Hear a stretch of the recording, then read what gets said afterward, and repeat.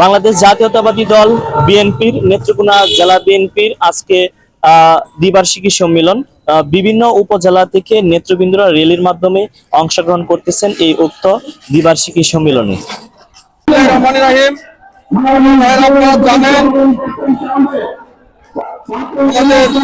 প্রিয় নেত্রকোনা ৫টি থানা ৫টি পৌরসভা নিয়ে আমাদের প্রিয় নেত্রকোনা জেলা আজকে বাংলাদেশ জাতীয়তাবাদী দল বিএনপির গণতান্ত্রিক আন্দোলনে ধারাকে অব্যাহত রাখতে দলকে সুসংগঠিত এবং গতিশীল করতে আজকে জেলা বিএনপির সম্মেলন আমরা সর্বাত্মক সাফল্য ও সার্থক কামনা করি। আমরা প্রত্যাশা করি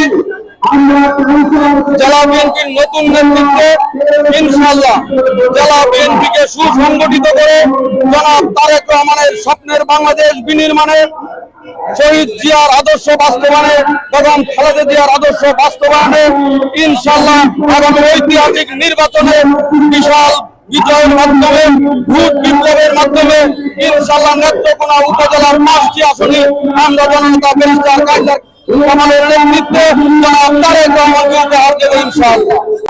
আমরা দুর্গাপুর উপজেলা আমরা আজকে এই সম্মেলনকে সকলে সার্থক করার জন্য আমার উৎসবমুখর পরিবেশ তৈরি হয়েছে। তার জন্য দুর্গাপুরের পক্ষ থেকে এবং কায়সার কামাল ভাইয়ের পক্ষ থেকে নেত্রকোনাবাসী এবং সকল আমাদের অতিথিকে আমরা শুভেচ্ছা জানাচ্ছি।